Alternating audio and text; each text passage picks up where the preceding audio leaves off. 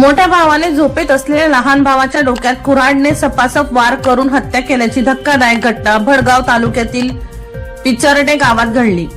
विठ्ठल आनंद पाटील असे ठार झालेल्या भावाचे नाव आहे, तर अभिमन आनंद पाटील असे आरोपी मोठ्या भावाचे नाव आहे। विठ्ठल आनंद पाटील यांच्या पत्नी 2 मुली असा परिवार आहे। मिळालेल्या माहितीनुसार पिचर्डे येथे विठ्ठल आनंद पाटील हे रात्री खड्यातील मोकळ्या जागेत झोपलेले असताना त्यांचा मोठा भाऊ अभिमन आनंद पाटील यांनी आपल्या लहान भावाचा निर्घृण खून केला।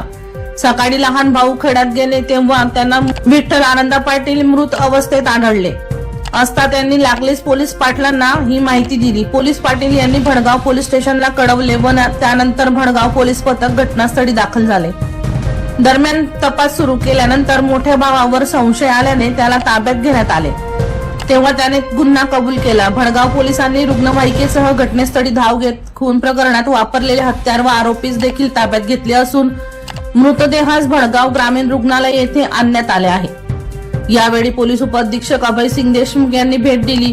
पोलीस निरीक्षक पवार उपस्थित होते। या घटनेचा पुढील तपास PSI डोमाडे यांच्या नेतृत्वात भडगाव पोलीस करीत आहेत।